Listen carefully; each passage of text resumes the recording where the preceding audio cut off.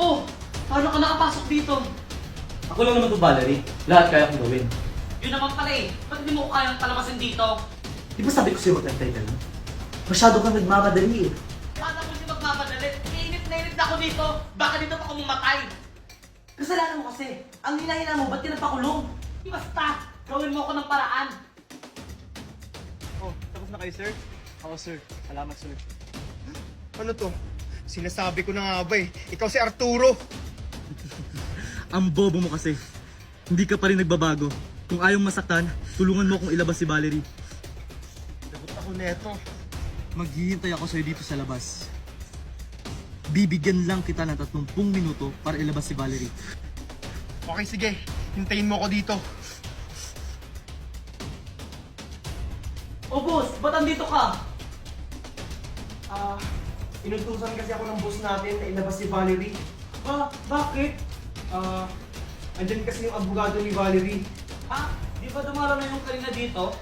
Oo, pero bumalik kasi may sasabihin daw kay Valerie.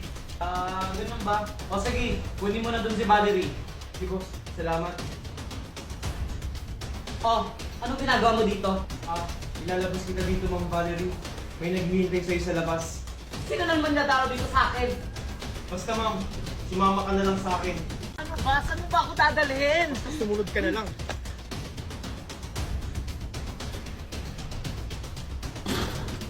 Ba? Dito na siya. Buti naman sinunod mo yung utak ko. Arturo? Subukan mo magsumbong. Hawak ko pamilya mo. Hindi sir. Buti naman meron kang magandang nagawa. Di ba sabi ko sa'yo ilalabas kita dito? Pero yung usapan natin ha. Oo, matutupad na yun kasi nakalabas na ako. O ano pa hinihintay natin? Tara na! Baka makita pa tayo dito. O sige, tara.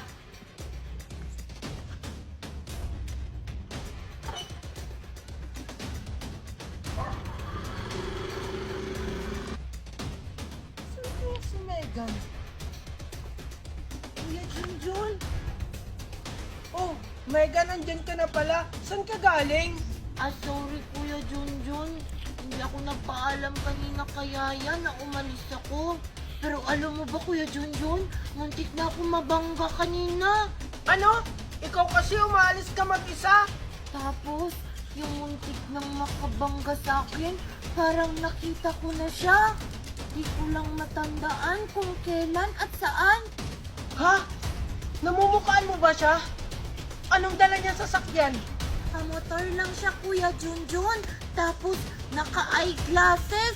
Tsaka parang may nakapulupot na tela sa ulo niya. Ano? Hindi kayo si Arturo siya. Ano Kuya Junjun? May sinasabi ka ba? Wala. Sige, tara, umuwi na tayo. Sige Kuya Junjun. Ang gagawin ko na ito. Hahanapin nila sa akin si Valerie. Oh, ba't wala dito si Valerie? Kanina pa yun ah. Tay, tumatawag na si partner. Ano kayong sabihin ko? Hello? Hello? Partner? Ba't wala pa dito si Valerie? 2 oras lang yung dalawa. Pinayagang makalabas si Valerie kasi nakapagpiansya siya. Ano? Pero hanggang bukas lang yun. Anong kayo nila Junjun at si Marco ito? Junjun! Megan! Oh, andyan ka pala, Yaya. Nasaan yung dalawang bata? Nasa kanilang kwarto po. Bakit po, Sir Marco? Ganun ba, Yaya? Tawagin mo nga sila, may sabihin lang ako. Sige po, Sir Marco. Kamusta na kaya si Mami? Mag-birthday na ako pero nakakulong pa rin siya. Hindi ko siya makakasama ngayong birthday ko. Megan! Pasok po, Yaya! Megan, tinatawag ka ng daddy mo. Sige po. Bababa na po ako. Sige, Megan, tawagin ko na din si Junjun. Junjun? Junjun! Bakit po, Yaya? Sorry, Junjun, kung hindi na ako kumatok. Tinatawag ka na kasi ng daddy mo. Sige po, bababa na rin po ako. Marco? Marco? Marco! Marco! Marco, nasaan ka? Marco! Ano pong ginagawa niyo kay Daddy?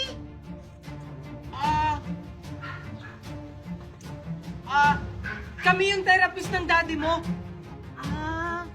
Ganun po ba? O sige po, pagalingin niyo po yung daddy ko, ha? Ika na kayo dun, ha? Buti naman ako sa upa, ha? Sige na, ipasok na natin sa sponsor. Marco, nasaan ka? Marco! Mami, bakit po? Ano po nangyayari? Yung dati mo nawawala! Ha? Si daddy po? Andun po siya? Dala-dala ng dalawang nakasalamin na lalaki. Sabi nila, therapist daw yun ni daddy. Oh, walang meron sa dati mo! Baka kinikap yun! Marco! Marco! O sige na, baka maabutan pa tayo. Bilis.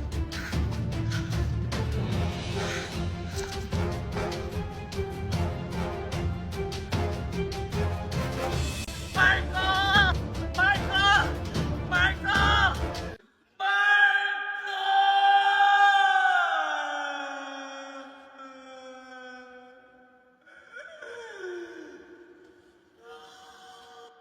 Mami, paano na yan? Wala na si daddy. Hindi ko alam, Megan. Nang dahil kay Junjun, nagkaletsi-letsi ang buhay natin. Hello? Marco Asawa, ikaw ba yan? Nasaan ka? Gusto mo bang mabito yung asawa mo? Sino ka? Asan ba yung asawa ko na ginawa niyo sa kanya? Ano ba kasi kailangan niyo sa amin? Pera? O sige, bibigay namin. Hindi namin kailangan ng pera nyo. Ang kailangan nyo lang gawin ay pumunta dito. Paano kami makakapunta dyan? Eh, hindi naman namin alam kung anong lugar yan. Sige, sasabihin ko kung saang lugar to. Pero meron isang... Mami, saan ba kasi tayo pupunta? Ililigtas natin ang daddy mo. Hindi po ba delikado yung pupuntahan natin, Mami? Kahit mamatay pa ako, gagawin ko ang lahat para sa daddy mo. Maghintay, kalapit na kami. O sige, tara na, Megan. Mami, nakakatakot naman dito. Anong lugar na po ba to? Eh basta, manahimik ka na lang. Andito na kami. O sige, dumiretso ka lang. At magbilang ka ng 5 hakbang. Ano? 5 hakbang?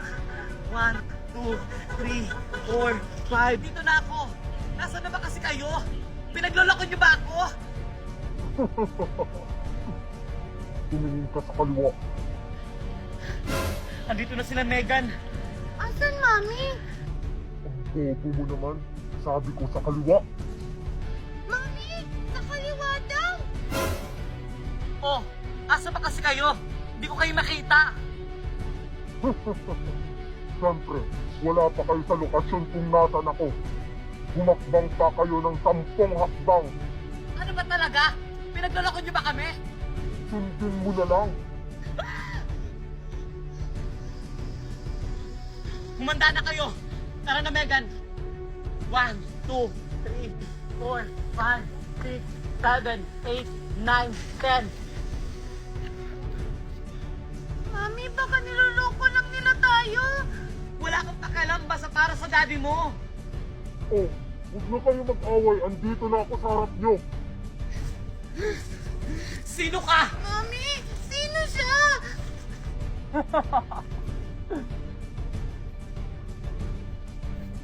Ano, Tita Valerie? Nagulat ka, no? Junjun! Sinasabi ko na nga ba, ikaw ang may pakana nito. Pero Mami, wala ka namang sinabi. Manahimik ka! Paano ka nakalaya, Junjun? Di ba nasa kulungan ka?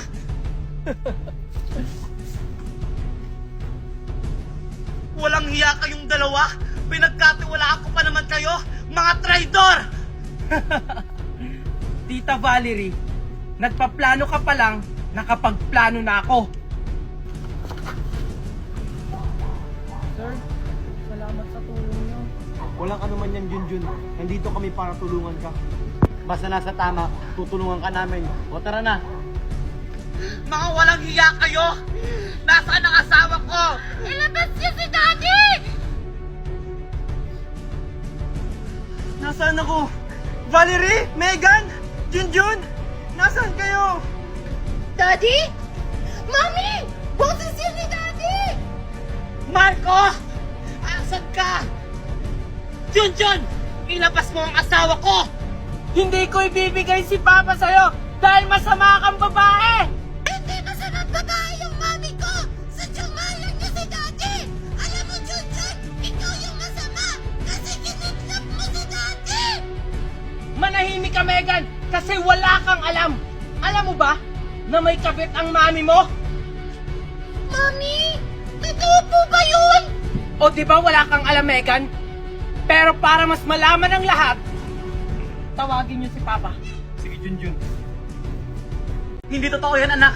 Napakawalang hiya mo talaga, Junjun. Sino kayo? Anong kailangan niyo sa akin? Huwag kang mag-alala, Boss Marco. Hindi ka namin sasaktan. Basta sumunod ka lang sa amin. Anong gagawin niyo sa akin? Saan niyo ako dadalhin? Basta sumunod ka lang sa amin.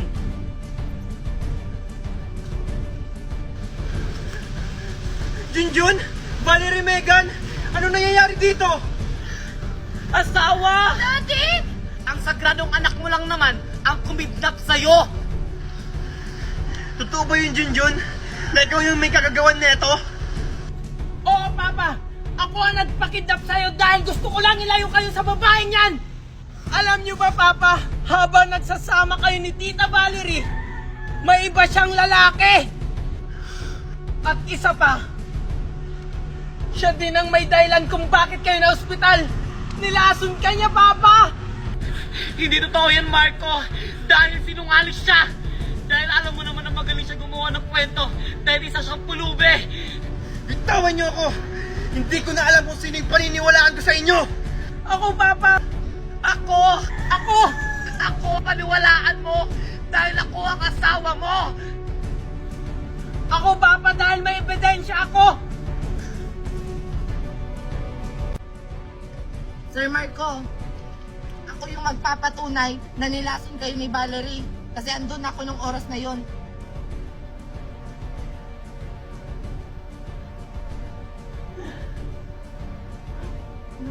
Nasaan ba yan? Ano kayong gagawin ng Valerie? Sir Marco? Junjun! Walang niya ka, Valerie. Bakit mo nagawa sa akin yon? Hindi lang yan, Papa, may isa pa. Gawin niyo nga ako? Boss Junjun, ito na siya. Arturo! Ano, Valerie? Tita Valerie. Unahan lang yan.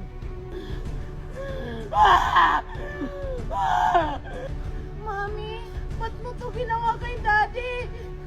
Walang niya ka, Valerie. Minahal kita ng totoo. Pinagkatiwalaan. Tapos ganito na ang gagawin mo sa akin. Dahil dyan, mabubulok ka sa kulungan.